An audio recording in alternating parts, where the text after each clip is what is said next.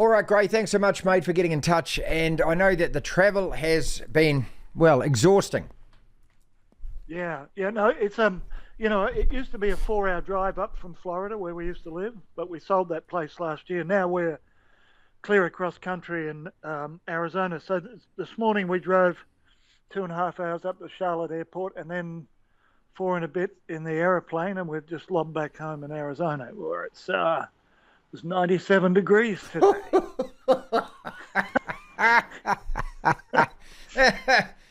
Well, hopefully the pool is heated to perfection, Graham. Yeah, I'm heading down to the pool. I'm just looking at it out the window now. Nobody in it. I might be there soon. Well, Rahm continues just a fantastic Spanish experience for their best golfers at this tournament. The fourth man from that country to win. Very proud. And also just happened to be on Sevi's birthday, what would have been. And so there's kind of a nice synergy there, wasn't there? Yeah, and Rahm said something nice afterwards. He said, I don't cry when I win golf tournaments, but I was awfully close this time round for the obvious reasons. I mean, Sevi is still the driving force for all the Spanish players, and in particular John Rahm, because he's a Basque, comes from an area close to where Sevi grew up.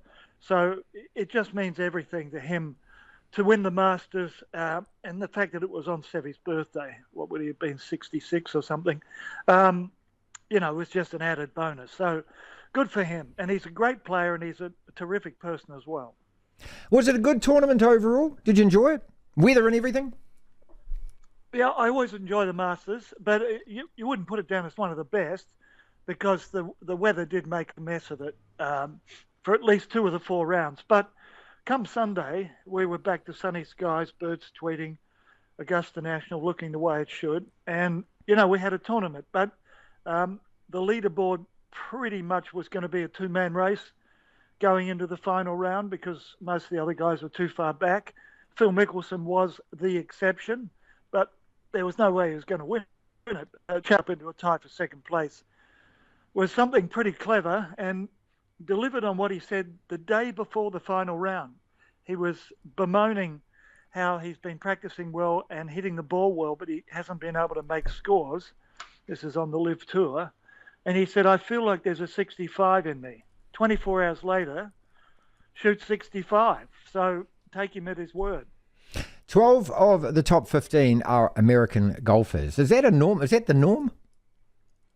No, for quite a long time, European golfers used to dominate. I'm talking about Ian Woosnam, Jose Maria Olazabal, Sevi Ballesteros, Sandy Lyle, Nick Faldo, and the Americans were wondering why they couldn't play a home major.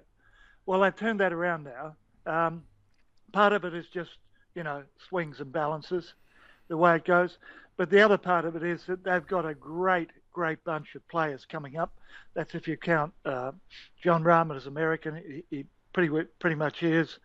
He lives here in Scottsdale, married an American girl, went to ASU University, considered himself sort of part American anyway. So I think the college system is ramping up some more good players in America. Graham, so 2, 3 and 4 all went to Live Golf players. Is there any suggestion at all, hey, you can't play 4 rounds anymore? Is that even a talking point? No, the Live thing it's fascinating really, isn't it? But at the start of the week, I thought Cameron Smith summed it up best. I didn't know what to expect when I went on the practice team Monday, and he said it was all laughs, smiles and pats on the back. So on the surface, players were saying the Masters is bigger than any politics in the game. And that's the way they carried themselves. But under the surface, you knew that the Live players were out there to prove a point. And I think it's fair to say they did. So where that takes them, I don't know. They've lost their case in Europe. So the guys who went to Live either maintain their European membership and get fined big dollars every time they play a Live event, or they're going to have to resign their membership and just confine themselves to the Live Tour and a few minor ones, the Asian Tour, which the Saudis own, and South African and Australasian events that welcome the players coming down there after being starved of top names for a long, long time. So, you know, they're in a weird place. We all know if the funding goes away, they can't sustain their business model. And we all know without rankings, they will become irrelevant. So nothing's been resolved, but they made a big point, that's for sure. Couple more questions, we'll let you go. Thank you so much, mate. Ryan Fox tied for 26, finishes even after the tournament. Is that something to be really proud of? Oh, heck, I think so. This is a course that, apart from very few exceptions, rewards experience. The more you play it, the more you know how to play it. And that's why guys like Mickelson at 52 can still shoot the scores they are.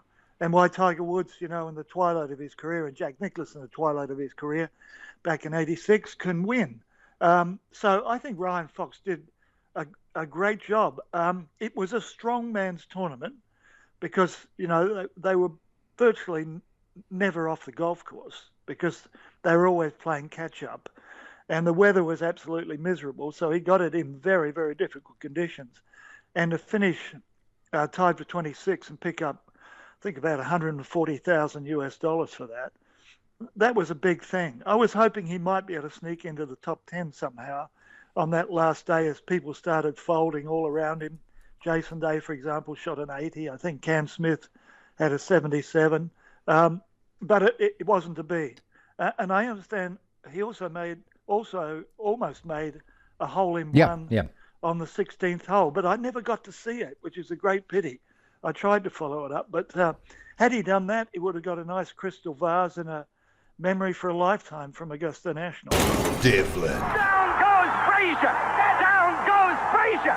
The platform. Tataurangi is one of our favourite sons. Of course, he won on the PGA Tour himself. Dude, thanks for joining us again. I was trying to think, did you play the Masters? Did, mate. Back in 2003, got that pleasure, that privilege of playing there. Maybe we were on a 20-year cycle because it was 2003 and we had pretty similar weather that year that they had this year. Right. So, I don't know, in 2043, if you're planning on going to the Masters in 2043, and these people always plan these trips that far in advance, maybe expect to pack your gumboots. Well, Lachlan just whispered in my ear, tied for 39th. Well, congratulations. I'm sorry that I'd forgotten about that. That's a hell of an achievement. And so when you actually put Ryan Fox at tied for 26, I mean, wow, that's pretty damn good for your first Masters, isn't it? Yeah, look, I thought actually the way that Ryan played was very solid. The golf course being a little bit softer probably helped him out a little bit. And this is no knock on Ryan and his play. But the golf course is so technical, Marty, and I mean, look, all golf fans, all sports fans are pretty familiar with it.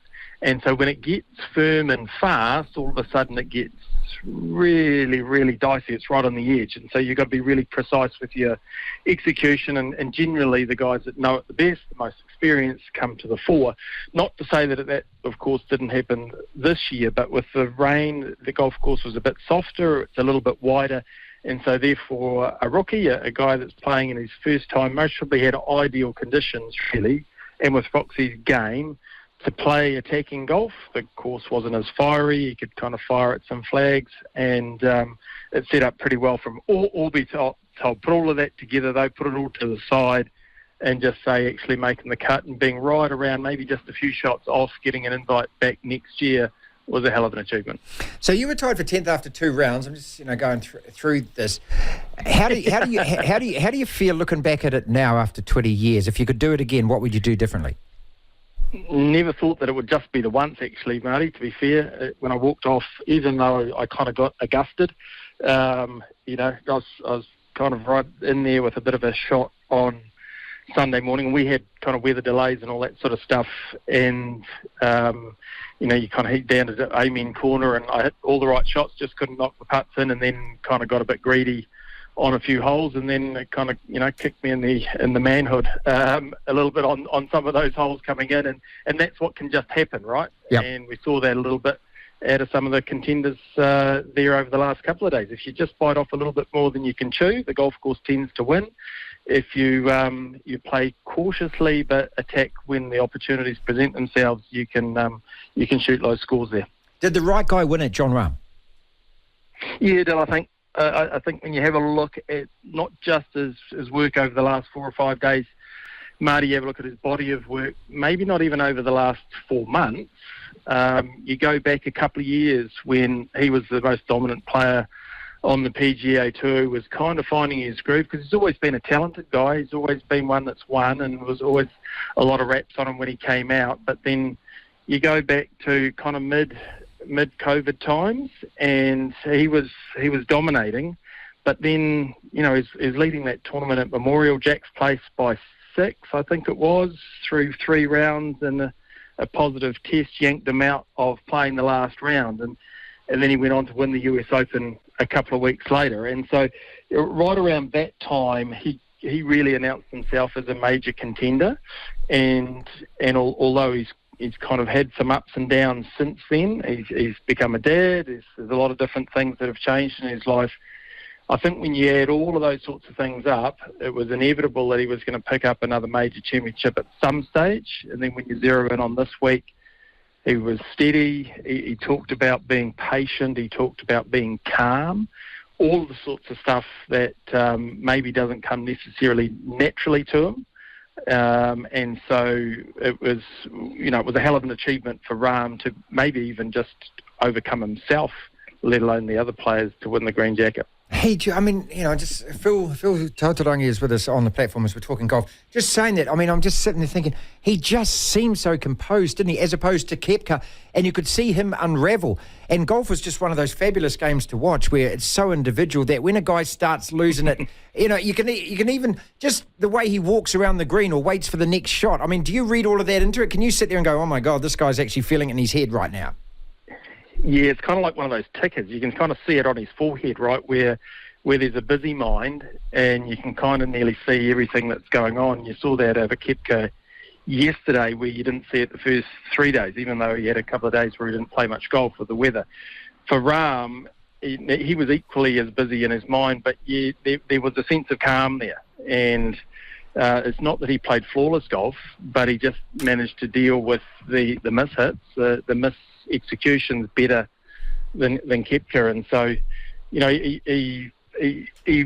he's a student of the game too, Marty. And I think, that the Augusta is full of tradition, it's full of history, and that didn't slip by him either, with it being Seve's birthday and all of the different things that aligned, that it was his day. He was very studious. He's learned a lot about the golf course. He's learned a lot about himself, and maybe he was the guy that had that calm confidence, albeit still playing for a green jacket and being nervous. Whereas others, at times, you could see where the golf course or the moment was just starting to get to them. It was what all us dickheads in the media want. We wanted the niggle of Liv versus PGA in that final round. That's what we actually wanted. And I was really impressed that three Liv golfer guys were in 2, 3 and 4. Patrick Reed tied for 4th, I think it was. But the fact that having not played 4 rounds, you're only playing 3 rounds, how important is that? I know these golfers have played professional golf their whole lives, but how important is it right now if you're coming off 3 rounds where you get music, you get shorts, you get dancing girls, and then all of a sudden you go into a tournament like this? Yeah, fair call. It is, and I think it was a curious thing on a lot of people's minds. If you kind of take, as you described, Liv golf, kind of just park it to the side, and you just say, well, these are world-class players, whether they're playing 3 rounds, 2 rounds, 1 round, whatever the hell they're playing. They're world-class players, and they've proven that they're world-class players. I wouldn't necessarily say the 3 to 4 rounds thing was a biggie. And you can't say universally that hurt people when you have a look at Mickelson and Reed, playing sensationally on Sunday. It certainly didn't work out for Koepka, but I don't think it's that he was, couldn't hack playing 4 days in a row. I think more to the thing, and this is going to be interesting as the season goes on, possibly as the next couple of years go on, is... And this might come out wrong, Marty, but the match fitness, the competitive fitness that comes with playing on the best golf courses under make-the-cut conditions, and there's some real value to making the cut and earning your way to the weekend, and doing that in the weeks leading up. For some of the players, they'd only played 9 or 10 competitive rounds in the last 6 months, and so there's something in being match fit, being competitively hardened. Okay. And we'll see as the year goes on whether that plays itself out. You're right. Everyone was kind of wanting to know what the biffo was going to be in the locker room and all that sort of stuff. But the Masters they're in control of their own domain. The only story last week was going to be the Masters and whoever won the Masters. It wasn't going to be about those that play 3 rounds versus those that play 4. Phil Tataurangi is with us. We just had a text come in saying your opinion on Rory wearing AirPods for BS on course comments in a tournament. So I didn't make any comment like that. So I don't know who it was that you see listening to that made the comment. So I didn't actually make that comment. But you're listening to the platform anyway, whoever you are, and I thank you for listening. Phil Mickelson, 65. I love the fact that every now and again, one of the old elder statesmen, and if you're not old being 50 playing golf, but somebody, look, Jack won at 90, and at age 50, 46 he was in 1986. 46, yep. We've had guys that have actually won it. And you look at Rahm, he doesn't seem like the fittest guy in the world. He's not a bodybuilder, is he? But I like the fact that a guy like Phil at 52 can actually skin that course. It's that's what I love about the Masters. It seems to throw something up every year that's unusual. Big 12 months for Mickelson. You remember this time last year he had a little side conversation with one of the golf media that said that the Saudis were scary MFers, and that kind of came out and got ahead of him, and he was taking some time away from the tour, and with being the player that he is, the major champion that he is, probably the second biggest name in this generation of players. And being someone who knows that place equally as well as anybody, this is one of the favourite places for him to come. And so for not being there last year, for being out of form for the last 2.5 years, basically since winning that PGA at Kiowa Island, he hasn't broken an egg since then. With all of the turmoil off the golf course, he kind of felt a sense of comfort, I think, getting back to Augusta. And as he said earlier in the week, this place, I know I don't have to be perfect, because I know where the bounces are, I know where to aim, I know that I've got a little bit of leniency here and there. And so you're right, it's great to see, and I think the equity across the game is still there, whether you be, someone in your young and early 20s and a superstar of the game going to be for the next 20 years, or someone who's at the sunset of his career. That golf course is pretty equitable in that sense, and the more you get to know it, the more you have some confidence there and know where to hit it, and all of the hoopla that goes around off it. It says that the experienced guys, Freddie Couples at 63 played 4 rounds. I know, that was crazy. Finally, I saw your ad. I loved it, on Elite Golf Tours, and you're hoping to go back there next year. This is Phil Tataurangi with us, and I want to give this a plug in, people, if you want to jump on board. So if we go with you, what do we get? What do you? How close do we get? What are we allowed to do? What aren't we allowed to do? All that. Yeah, there's a lot you're not allowed to do, and everyone knows about that, really. And that's the mystique of Augusta, really, isn't it? They kind of just have a pretty strong... They're kind of like a boarding school headmaster, aren't they? You kind of know what the line is, and you're going to get a rap across the knuckles if you don't do it. But the more than anything, what I try to bring with the tours that we take is a bit of sense of what's happening inside the ropes, a bit of interpretation. A lot of the times when you're watching a test match, Marty, you kind of hear a little bit about what's going on through the week and all that sort of stuff, but you really want to know what's going on in the locker room. And so I'm fortunate enough, I guess, in my former life, that we've got some contacts with that. You know some of the players, you know some of the caddies, you know some of the guys, what's going in and inside the locker room, on the range, all those sorts of things. So you can kind of get a bit of a feel for that. We take people on guided tours around the golf course where you can kind of get a sense of where Bubba was when he hooked it 50 yards on that 10th hole in the playoff, and when Seve hit it here and where Jack did it there. Not that I was there for all of those, of course, but you can kind of provide some interpretation for why certain things might happen certain ways when the acid comes on and where you're watching the golf tournament yesterday. And so it's quite fun. I enjoy doing that. I enjoy kind of putting it into common man's language when they're just watching the leaderboards going on, and Brooks is kind of taking a tumble and Rahm's coming to there. Well, why is that happening? What am I looking at? What what are players that have been inside the ropes? What do they know that maybe the average fan doesn't know? And you can share some of those insights. Fantastic. Elite Golf Tours. Phil, always appreciate your time, mate. Phil Tataurangi with us. And you can just jump on Elite Golf Tours. Look it up and then chat to the dude. Fantastic man. Phil Tataurangi with us.